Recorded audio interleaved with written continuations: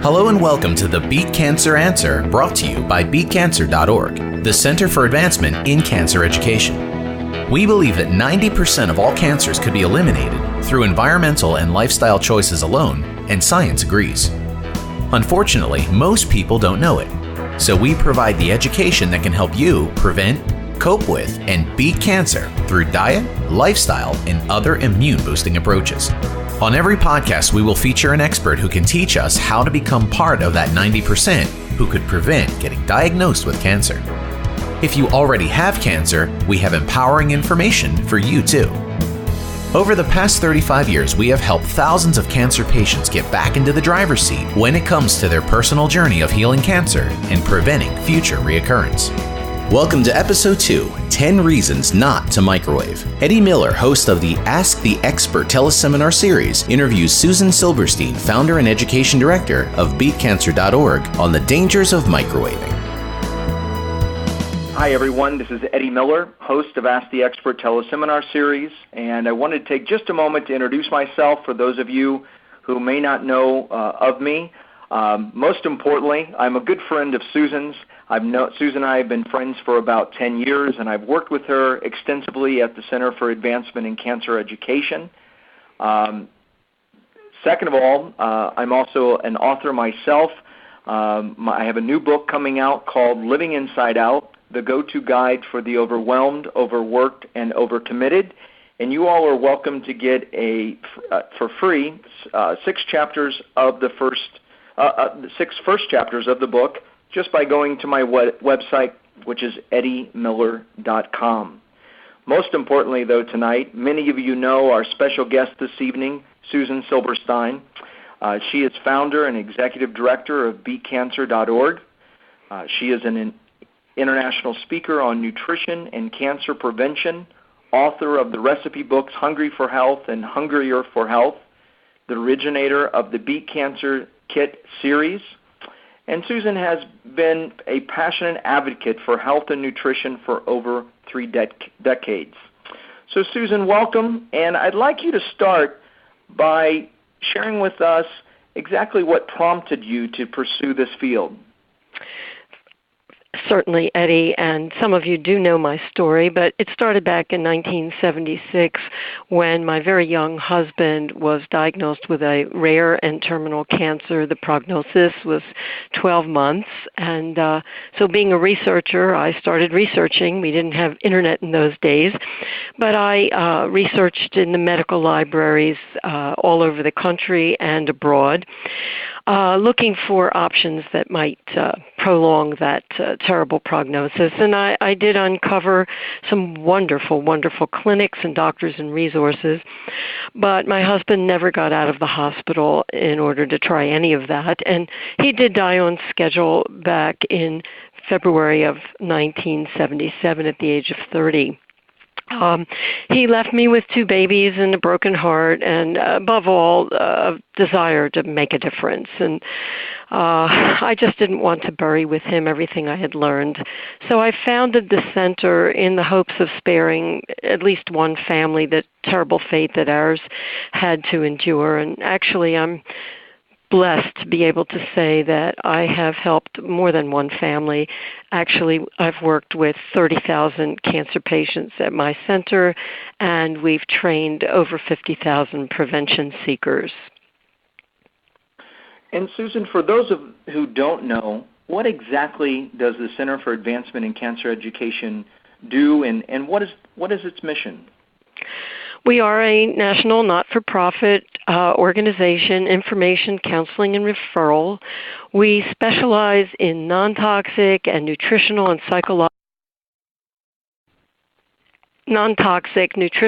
psychological and immunological approaches for prevention of cancer, prevention of recurrence of cancer, and support during, after, or instead of conventional therapy. Our official mission is to provide research-based education on how to prevent, cope with, and beat cancer through diet, lifestyle, and other immune-boosting approaches. Very good, very good. And I personally have been involved with the center for many years and have seen the extraordinary work that you do and the staff does and all of the volunteers. When I first met you 10 years ago, that's the main reason, if you will, that I first fell in love with you and your work because of your passion and all that you do. And, Thank you, Eddie. Thank you. And have enjoyed our friendship over the years. So let's jump right into our topic this evening. So tell me, as a nutrition educator, how do you feel about the fact that 90% of American homes use microwaves? Well, frankly, mine is not one of them. It's tempting because they're so convenient and so energy efficient as compared with conventional ovens, and people believe that whatever a microwave oven does to food that is cooked in it doesn't really have any negative effect on either the food or their health. However, I totally disagree, and I honestly believe that millions of people are ignorantly sacrificing their health in exchange for the convenience of the microwave. As I often say, microwave ovens make excellent boat anchors, and if you don't have a boat, just unplug the oven, open the door, and store your healthy cookbooks in there. Very good. I think that is good advice, very good advice, and that is what we use our microwave for here, is for a cookbook holder. So I'm in agreement with you. So, Susan, are you concerned about radiation leakage? Certainly one of my concerns. The ovens are better today than they used to be in that sense. But if the door seals are faulty or old, if there's built-up dirt or food particles, then the seals could be less than perfect, and that could be a problem.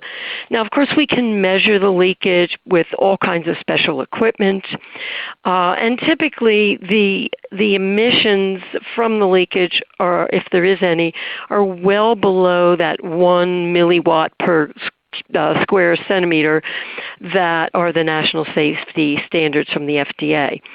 Also, people should understand that your exposure decreases exponentially with distance, especially if you're more than a yard away, which most people are. But if you're standing too close, you might end up with cataracts caused by that, especially children who tend to be curious and might be more at eye level with the ovens. And those who wear pacemakers better stay away.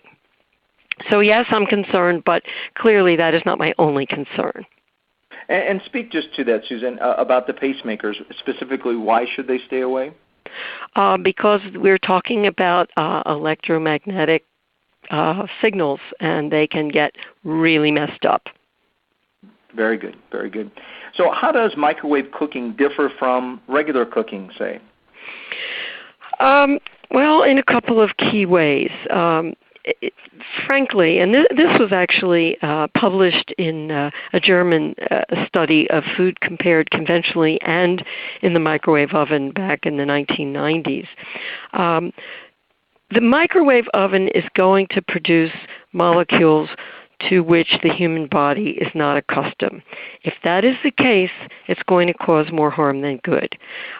These molecules and energies are not present in conventionally cooked food in the way humans have been eating since fire was discovered.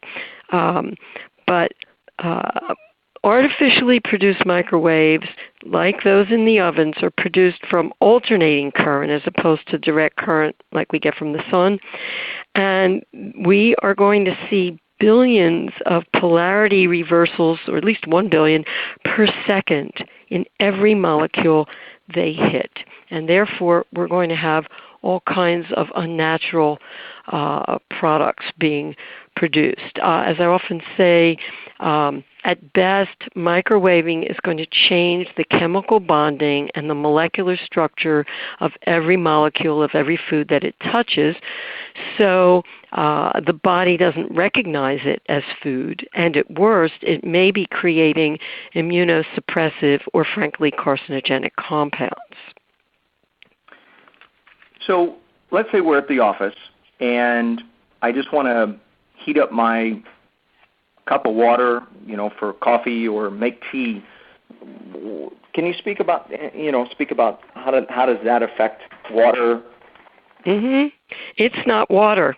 And I've talked to some people who have done this experiment. Just microwave some water, cool it down, put it in a fish bowl, put your goldfish in there. Tomorrow morning you'll find them belly up. And water is not water to plants either if it's been microwaved. And this, I've seen slides. I've talked to a number of students that have done this experiment, and I've seen some of the slides. If you microwave water and cool it to room temperature, and then you water your plants with that water, within 1 week they will be wilting and withering, and within 2 weeks they will be dead. So water is not water when it's been microwaved. Wow. Yeah. So it really affects all beverages. It does. Now, for instance, milk. Young mothers often caution not to heat their formula or whatever milk they're feeding the babies in a microwave oven. In fact, in the British medical journal Lancet published an article by Dr. Lee back in 1989 showing that if a baby formula was microwaved, one of the amino acids in the protein in that milk would be changed in structure to a form that is toxic to the nervous system, toxic to the kidneys, and possibly toxic to the liver. So we know that this milk is not really the milk it ought to be. And I can share with you some other information. Actually, this was published in the medical journal Pediatrics. As we know, milk, and mother's milk in particular, is supposed to have a lot of immune supportive factors, or what we call anti-infective factors. And when we microwave that milk, we see a marked decrease in the activity of those protective factors. And in fact, we see growth of E. coli to a level of between 5 and 18 times the normal level of E. coli in milk, depending on how high the temperature was. So, I mean, this is serious business. Yeah, and it's just I'm very glad we're having this conversation tonight, because it's a conversation that people don't typically have, and they don't understand the critical components of microwaving food, beverages. Right, and other fluids like human blood. There was a horrible story about a mishap in the early 90s in a hospital in Oklahoma, in which a woman came for some surgery. She had a blood transfusion. The nurse who was taking care of her and who administered the blood mistakenly warmed that blood in a microwave oven as opposed to with another system, and that procedure killed the patient. Wow. And so when I know the answer to this, but I would like you to speak just a little bit more. Even for moments, to preheat of food, reheat food. You made the meal the day before. You just want to heat it up, even for a moment. Can you just speak on that a little bit more? Yeah. Don't do it. Eat it cold or throw it out. There's a major effect of microwaving on foods, not just beverages. And one study was published in the Journal of the Science of Food and Agriculture in 2003, looking at the nutritional value of broccoli that had been steamed versus cooked in a microwave. 97% of the antioxidants in the broccoli were gone, whereas typically you only lose 10% of the antioxidants in broccoli with conventional cooking methods. And there was a German study looking at 800 cats, all fed the finest cat food that could be accessed. Only the food was all microwaved, and every single one of those cats was dead within 8 weeks. So this is serious. Very serious, yeah. Yeah. So how can everyone who's listening tonight learn more about your work and about microwaving and really make this conscious effort to shift their practices?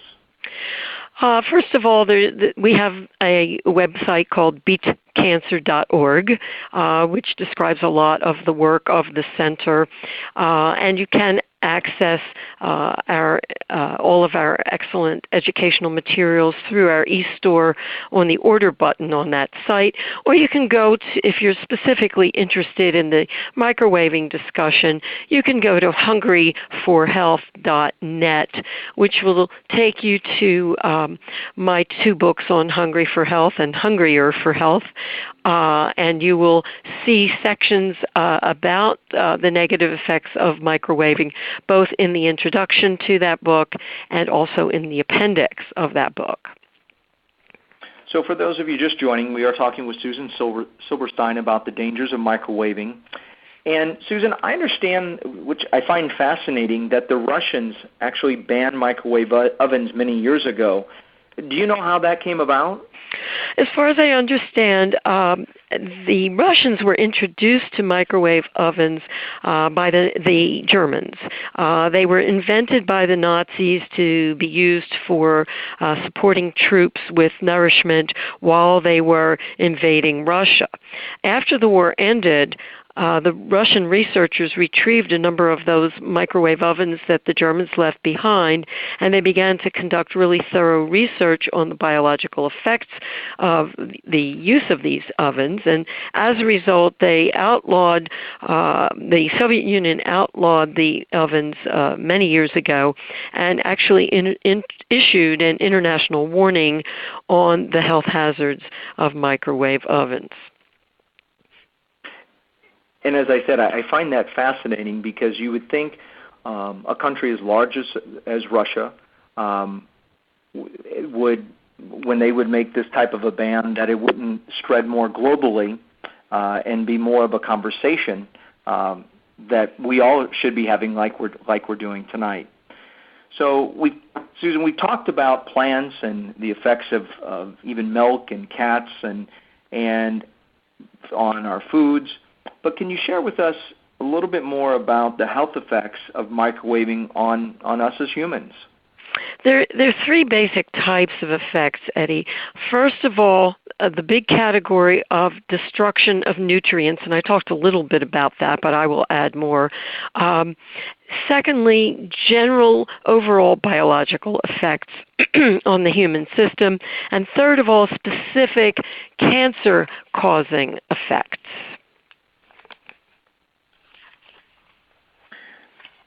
So can we talk just a little bit of the 3? Is there one that you would like to specifically jump into? Well, I'd like to talk about the loss of nutritional value. Okay. And these are Russian findings, and the most important ones that they came up with was, first of all, a decrease in bioavailability, and that means the ability of the body to utilize nutrients that are on board, specifically of the B complex vitamins and vitamin C, vitamin E, and various minerals. And one study in particular was not a Russian study, but I want to add it here because we're talking about the B vitamins. And that was published in the Journal of Agricultural and Food Chemistry in 1998, showing that microwaving inactivates vitamin B12 in particular. Up to 40% of the B12 that is in foods is totally unusable. Secondly, we can talk about the proteins in meats whose value is destroyed.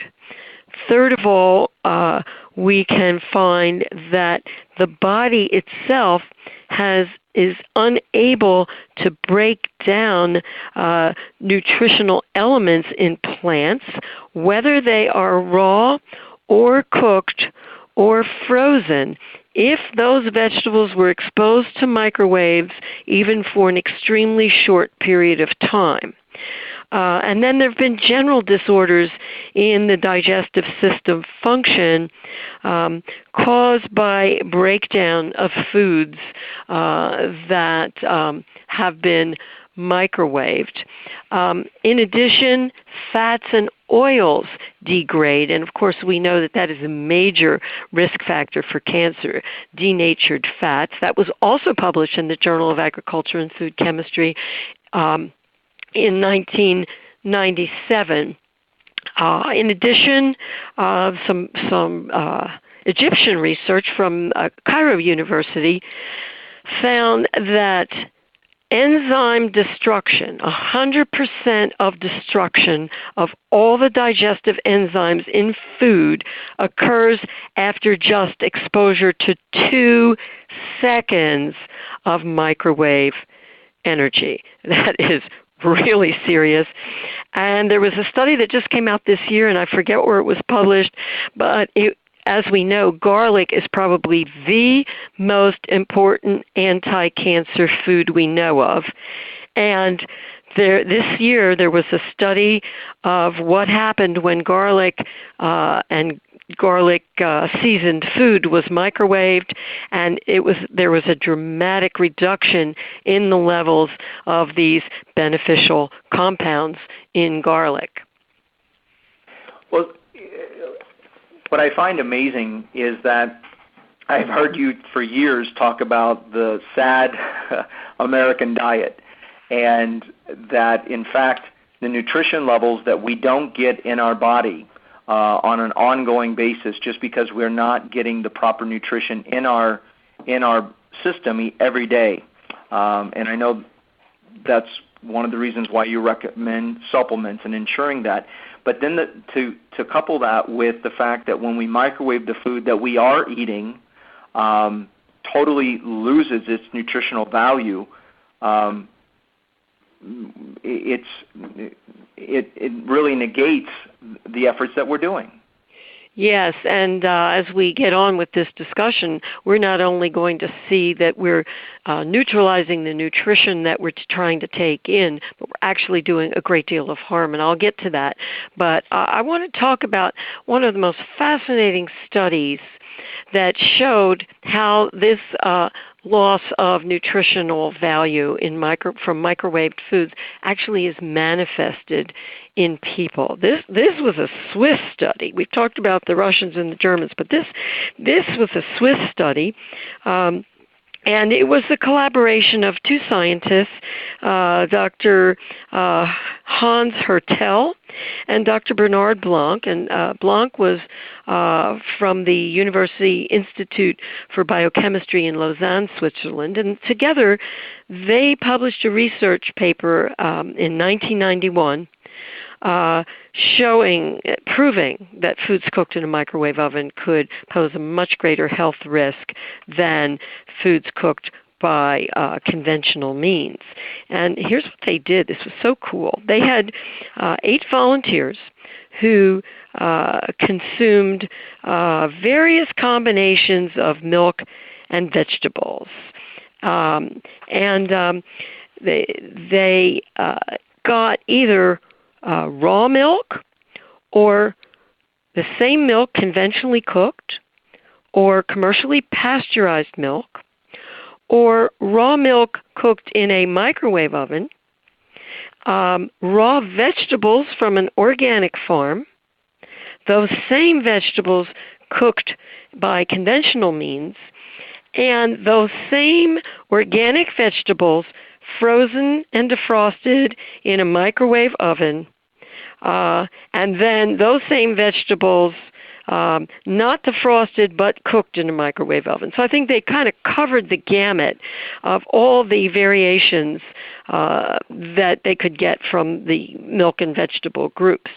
Now, every volunteer had a blood sample that they gave at various intervals before consuming these foods and afterwards. And here's what the researchers found. There were significant changes in the blood samples in the people as soon as they consumed the microwaved milk or food. Those changes included a decrease in hemoglobin, changes in the healthy ratios of the good cholesterol to the bad, and a spike in white blood cells, which is always a sign that the body is trying to fight some kind of invasion or some kind of toxic ingestion or cell damage. And this is really, the other foods did not show any of those changes. So, and cholesterol levels just in general went up. So this is scary stuff as far as I'm concerned. Well, it is very scary, and it leads definitely to the conversation of how it connects with cancer. And so can you speak about that a little bit, about how these changes and the lacks that microwaving does then could increase cancer risk? Absolutely. And by the way, at my cancer center, over the not 33 years, but certainly in recent years, of the hundreds and hundreds of patients that we interview every year, a very large percentage are heavy microwavers. So let me speak to some of those cancer-causing effects. If you were to microwave meat, enough to make sure that it was thoroughly cooked and safe for ingestion, you would find that nitrosamines are formed, and that is a well-known carcinogen, especially in cured meats. We also find that the milk and cereal grains that are microwaved, some of the proteins in those foods become converted into cancer-causing agents through microwaving. Even very short exposure of vegetables, whether they're raw or they're already cooked or they're in frozen state. And apparently, especially root vegetables, I'm not sure why that is, but even very short exposure would convert some of their health-promoting compounds into carcinogenic free radicals, which we know are these very dangerous compounds missing an electron pair and kind of damaging our cellular DNA with tens of thousands of hits per day, kind of a cancer waiting to happen. In addition, we find that, for example, the radiation that may be in our atmosphere, microwaving increases the amount of that radiation that penetrates our foods. We talked about the lymphatic system a little bit. We know that microwaving causes our human lymphatic system, which is one of our key defense mechanisms, to malfunction.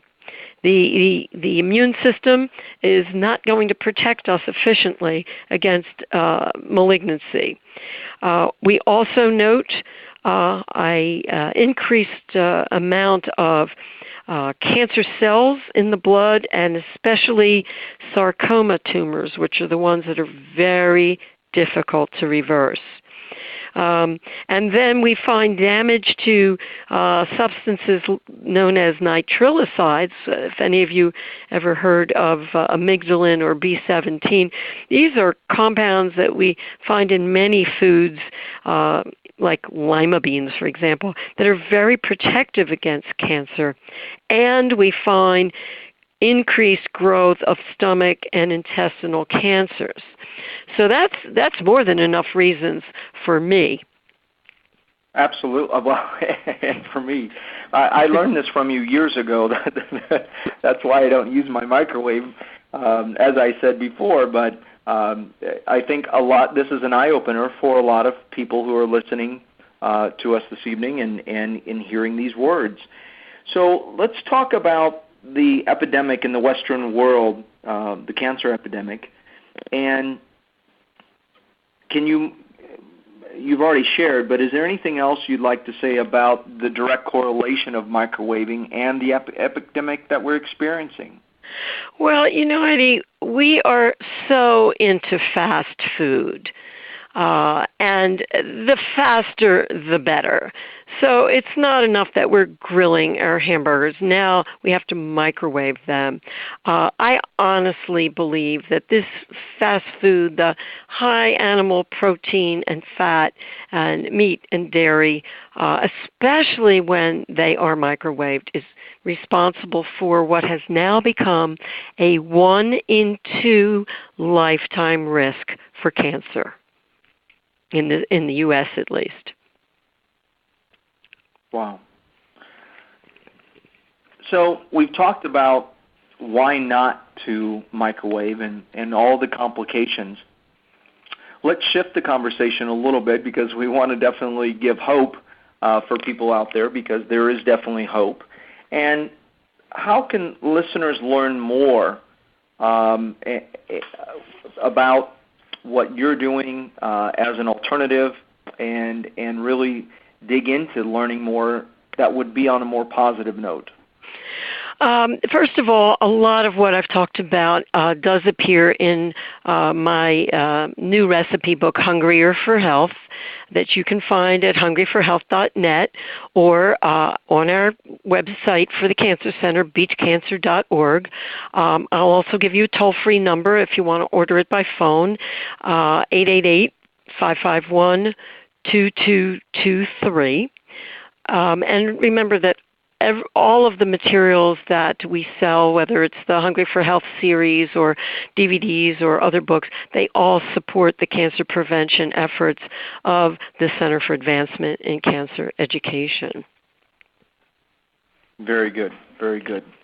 So let's give just a little bit more, and so let's say, what are your top 10 reasons for not using the microwave oven? Can we review that? Sure. Well, for starters, microwave foods cause disturbances in your digestive system. There are unknown byproducts created from microwaving that the human body doesn't know how to metabolize, and they kind of glunk up our systems. Also, this is interesting. Many people don't realize that hormone production, particularly male and female sex hormone production, is either altered or severely suppressed in people who continually consume microwaved foods. Also, as by way of summary, the minerals, the vitamins, and other phytonutrients that are in microwave food are so reduced that either the human body gets little or no benefit from them, as we said before, or the body breaks down altered compounds that it does not know how to use. So those are some of my top reasons. You want to hear more? Yes, no. I can give you another 5 reasons. No, I think it's important. All right. Yeah. So again, the nutrients in vegetables cooked in a microwave. Hello? No, I'm here. Okay. The nutrients in vegetables cooked in a microwave are altered into free radicals. So when I have a patient says, I've been eating tons of vegetables, I have to say, and how are you preparing those vegetables? Because I have to decide whether I'm giving you positive, neutral, or negative points. Microwave foods cause stomach and intestinal cancers and colon cancers. They help the human blood develop cancer cells.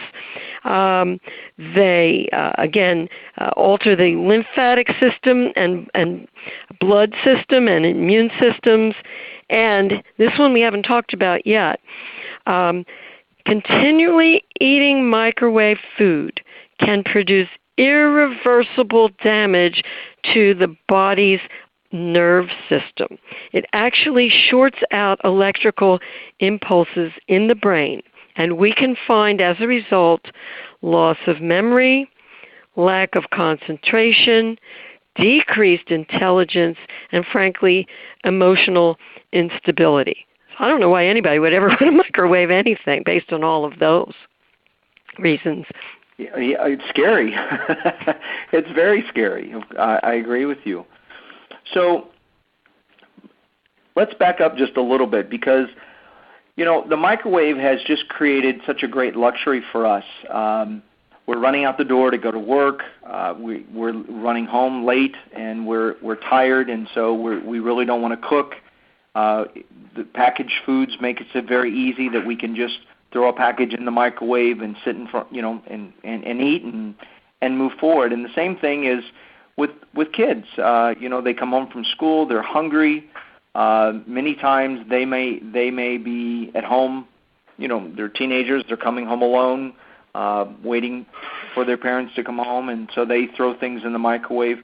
How can we really create a shift? Because this is not just an awareness. And I think one of the first steps would be, like you said, and you and I both do, is we put our cookbooks in the microwave so we literally don't use the microwave. Now, you would never use your microwave. I don't use it, but I put it there to remind myself not to use it. And when people come over for dinner, they open it up and they see these cookbooks and they're like, we have to have a conversation around it, and I educate them about why not to use the microwave. But this isn't just, we live in this fast-paced world, and people are making these decisions because they can do it quick, they could do it now. But to really create this shift, it's a conscious shift. And so can we talk, I think this is a very important part of the conversation. So can you speak to that? Absolutely. First of all, the fastest food, I eat fast food all the time. You do? Susan, you're supposed to be the guru of health. Yes, my fast food is an organic apple. Believe me, it's fast. It's faster than even opening the door of the microwave oven and putting something in, and then you have to take something out. All you do is go to your produce bin. So I'm suggesting, number one, that we start thinking about eating a lot of uncooked food. If we have it there, if we have those organic mini carrots and a hummus dip, or we've got a bowl of organic strawberries just sitting there waiting for us to grab, then we'll do it.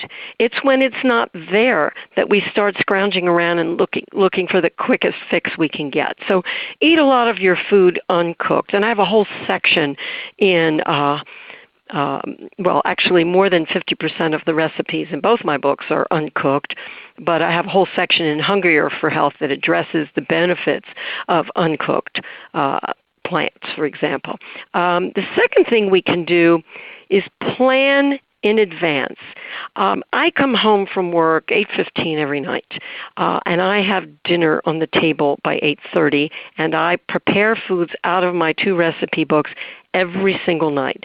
But what I do is early on the weekends, I start planning what my meals are going to be during the week. Doesn't matter if I swap Tuesday for Wednesday or Thursday for Friday. It doesn't matter. I've got the plan, and that plan allows me to shop for the ingredients that I need for those recipes so that I always have a soup, a salad, a main course, and a side vegetable in my refrigerator, and it's posted up there, and I also have a little column which is snack suggestions.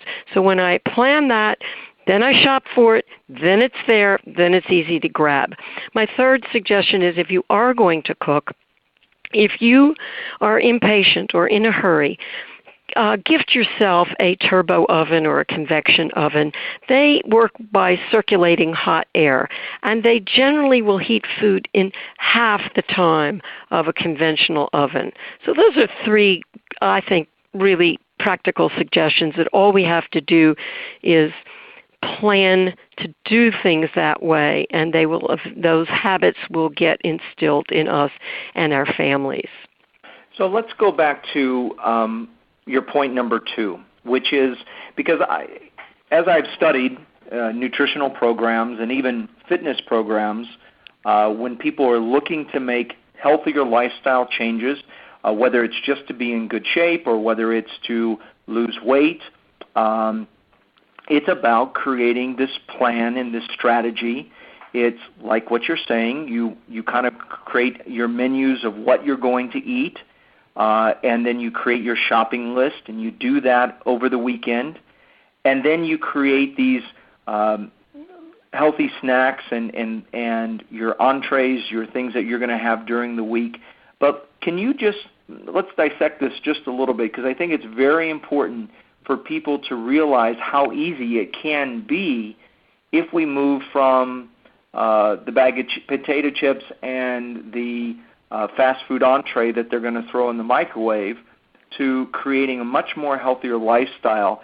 And I, of course, have read your books, and you're even highlighted in my new book that's coming out on vitality and living, which is about long-term nutritional value. So can you speak a little bit more about that as it relates to shifting from using the microwave and quick foods to more of the plan that you use?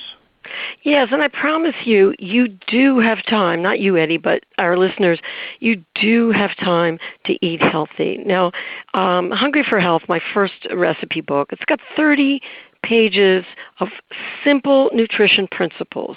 You know, think like a caveman, eat like a caveman, eat a colorful diet, eat a plant-based diet, try to eat as much as you can that's organic. And I've got 157 recipes in that book. They are so easy to prepare. There's no cow milk. They're almost all gluten-free, but they're not totally vegetarian. I realize there are people that want to have some fish or some chicken or turkey, and that's fine. But we've got snacks and appetizers and soups and salads and entrees and sides and desserts and juices and smoothies.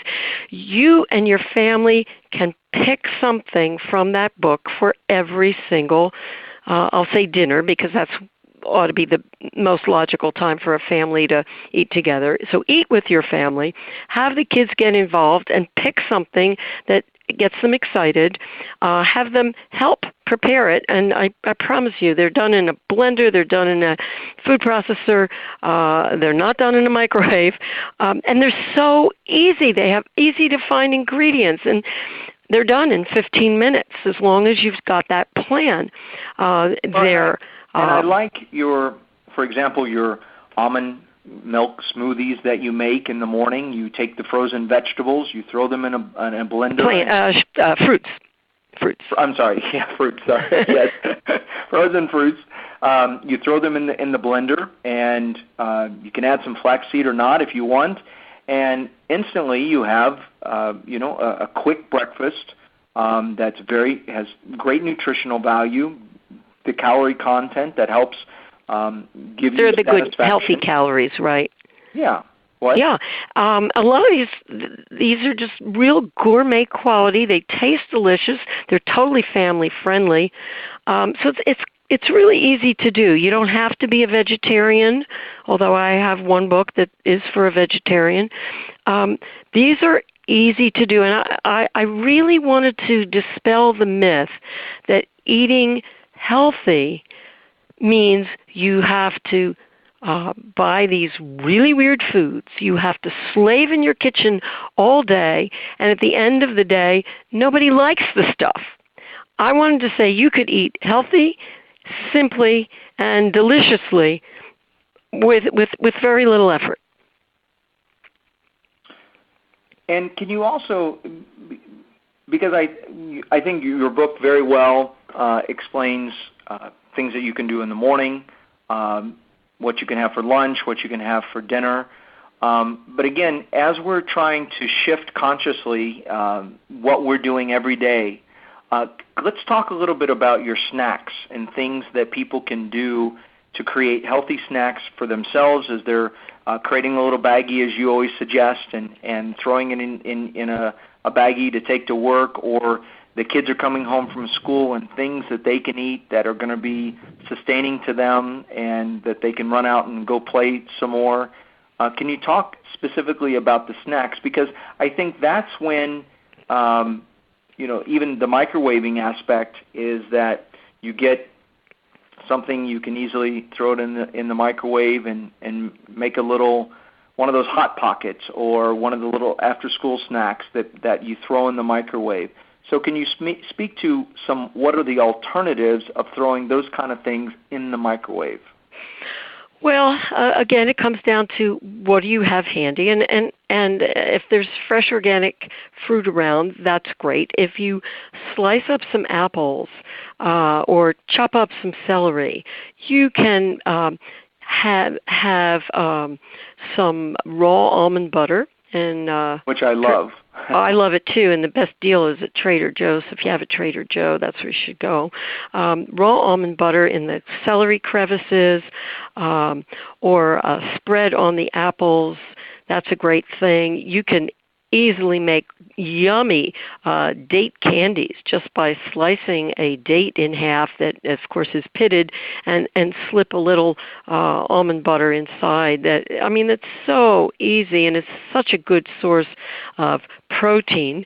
On the weekend, I often will bake 1 or 2 tins of whole grain wheat-free muffins, and how hard is that to grab a muffin from a basket?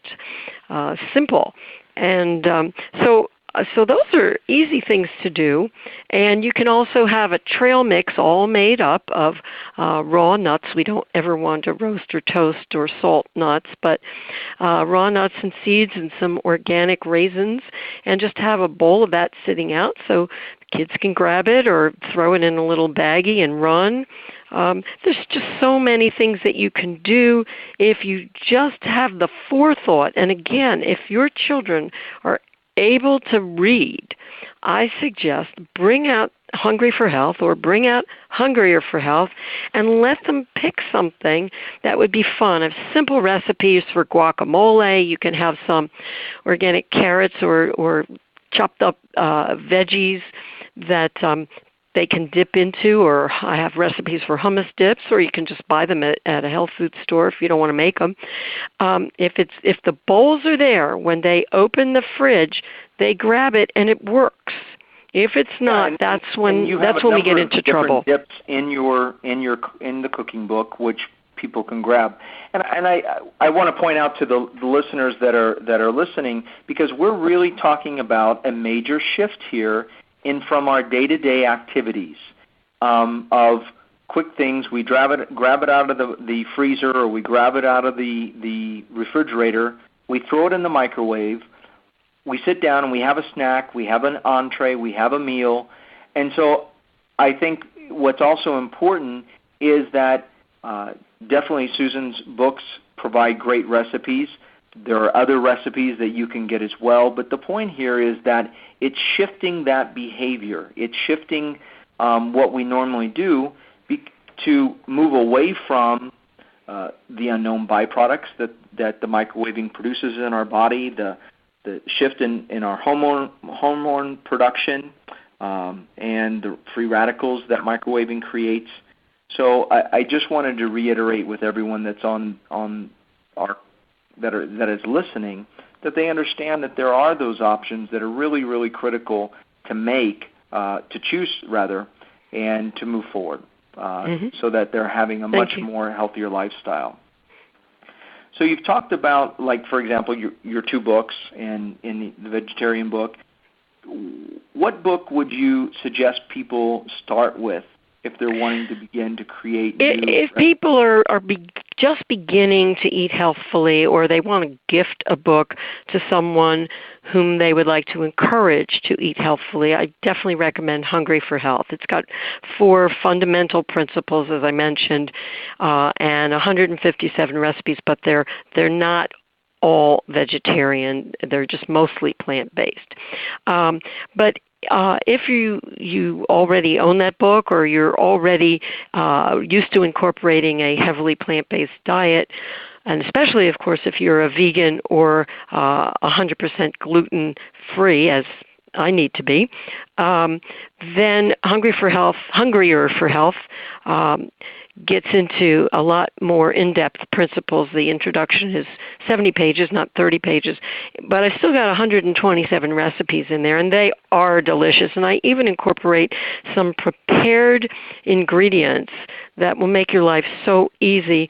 And I really believe, if you want to eat healthy and you want to feed your kids healthy, but you've got someone else in the family that's very stubborn about eating meat and potatoes and doesn't want to change very much, I would say let them eat their meat, but just add the plant-based recipes to the rest of the meal, and that's going to neutralize a lot of the dangers of the heavy meat meal and perhaps the heavy animal fat meal, and add so much more nutrition to their lives. So, I mean, it's not worth having a fight about. I often tell my cancer patients who wish to change their diet so they can support their immune systems, don't, for heaven's sakes, make two meals, one for you and one for everybody else. You cook the healthiest that you know. Invite everyone else to join you for as many of the dishes in your particular meal as they would like to join you for, and then they can supply their own meat or whatever entree as it suits them. So everybody can benefit, whether they're vegetarians or not. Right. And so if somebody has a specific health issue that they're dealing with, or they are a vegetarian, definitely they can stay very focused on many recipes within your book. But you also provide, as you mentioned before, the aspect of the fish. And, you know, I'm from Missouri. I grew up on a cattle farm in central Missouri, which we still have. And I now live in Florida, and we have a grill that we use all year long, and we're always grilling organic chicken or organic beef. And, you know, we do eat lean, healthy meats. We even grill fish on the grill. So the point is that I think it's important to point out that if you have a specific health issue or you're vegetarian, you can 100% stay with those recipes in your book. You also provide other recipes that you can do, but that you supplement those with a great salad or incredible vegetables. Right. And people ask me all the time, you know, is meat okay? And my answer is, what else are you eating? A lot. Yeah. What else are you eating? So, I mean, those that are strictly vegan or 100% gluten-free, you want that hungrier for health.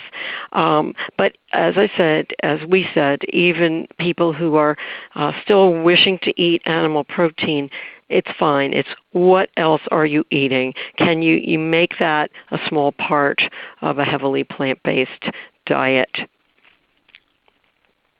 Very good. Very good.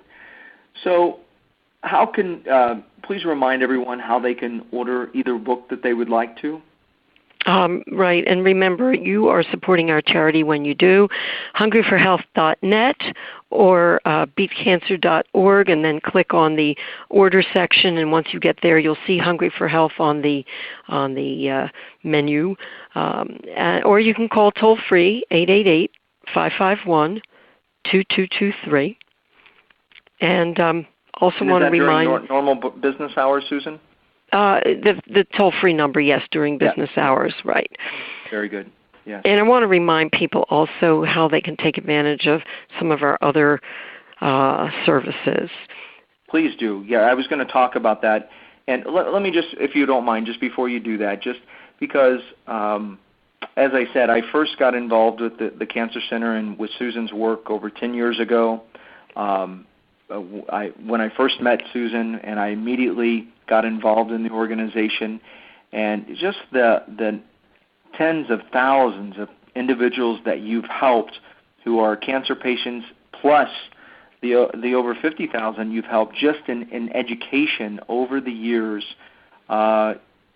continues to amaze me. And I know that I've learned and shift my habits so much by relying on what information I get from you and your books and the center, and the fact that, you know, this whole conversation tonight is about learning that the dangers of microwaving and the importance of shifting that process to use healthier options and foods that are quick and easy and simple.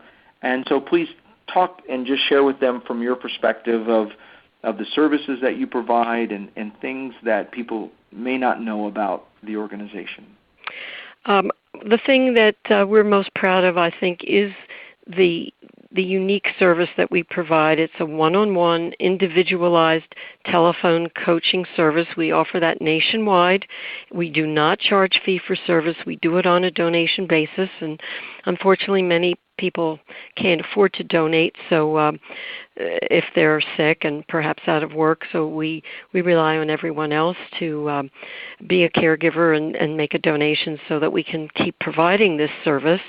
And we have other special initiatives that you'll see on BeatCancer.Org, like our college campus initiative, our minority outreach, specifically our African American and Hispanic programs.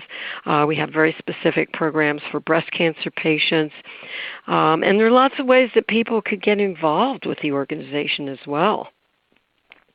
So, and share with that, how can people get involved with the organization BeatCancer.Org? Well, if you go to BeatCancer.Org and just look at our homepage, you'll see all kinds of opportunities to get involved. And that's possible wherever you live. You don't have to be, we're on the East Coast in the Philadelphia area, but as I mentioned, our constituents are everywhere, and I think we know that from tonight's call-in. You can subscribe to our free e-newsletter. There's a link for registering for the e-newsletter. We have a race for case. If you're an athlete or part of a sports group, you can race for any reason at any time and raise money for us. And it's simple, and we'll teach you how to do that. You don't ever have to ask people for money or collect money. You just let people know what you're doing and that you're dedicating that athletic effort to cancer prevention. You can become a corporate sponsor. You can share your own cancer story. We've got a golf tournament that you can support. We have an Apples for Prevention campaign, and you can do that anywhere in the country. You can become a volunteer, and you can even schedule a lecture in your area about various aspects of nutrition and cancer prevention and nutritional support. So there's so many ways to become involved. And if you're involved with the social media, Facebook or Twitter or any of the other ways that people communicate on a frequent basis, you can share the information that we shared with you tonight and at other times that you learn about information from our communications. Please share that with others so that other people know what we're doing and can benefit as well. Very good, very good. Well, I'm sure that was helpful to people who would like to help the organization and not sure how they can do that. And I think most importantly, what you've said is that the center never turns anyone away. And no, so we don't. I love that about the center. And the sales of the books, you speaking, all the things that the center does helps support the mission of the center, and that is to be of service to those who are in need. And I think the other thing, which was the purpose of this call, is that the important information that you and the center gets out there and about microwaving and how critically disaffective it is on our systems, on our bodies, on our own well-being, and that the decrease in nutritional value that we get from foods, as you shared, plus the increase in potential cancer risk that we receive if we eat microwave foods is really, really important. So, Susan, in our last few moments, is there anything else that you just want to touch on the topic of microwaving that you might not have covered or I didn't ask? Is there anything else that you wanted to share about our topic this evening? Well, I think we've covered it pretty thoroughly, Eddie. I think the most important thing is for people to realize that the information we're giving is not to take things away from you, not to make your life more complicated and more difficult. It's for the purpose of empowerment. And Eddie, you are the one who articulated first our most important message, and that is that prevention is the cure. Yes. You remember that? Of course. Yes, I love that. Prevention is the cure. And so while there are all these well-known cancer organizations raising millions of dollars, racing for the cure and whatever else they're doing for the cure, we're raising money not for research. We're raising money for education. Absolutely. That's what makes us different. Yes, I agree. Well, Susan, thank you so much for sharing your incredible knowledge with us tonight and the importance of why we shouldn't be microwaving and what the options are. And we're going to do this again next month. And different topic, right? Forget what we're talking about. We'll let you know. Absolutely. So we're going to do this on a new topic, and we'll share that with everyone on what the date is. And we're going to have more slots on the conference call. We were overbooked tonight, so we will get that resolved as well so more people can participate. And until next month, Susan, we appreciate it, and have a great evening. Thank you so much, Eddie, and for everyone for having participated. You bet. Good night. Care. Thank you. Thank you so much for joining us on the Beat Cancer Answer. If you learned just one thing today about how to prevent, cope with, or beat cancer, then we have succeeded in our mission. For more information or assistance, visit our website at BeatCancer.Org. Remember to sign up for our educational email series and get your free gift. Join in the conversation on Facebook, Twitter, or Google+, where you can meet others who think just like you. We appreciate all of your feedback and love your suggestions. Please also remember to rate us on iTunes. Your positive ratings help us to get discovered so we can save more lives. Thank you again for listening, and best wishes for good health from all of us at BeatCancer.Org.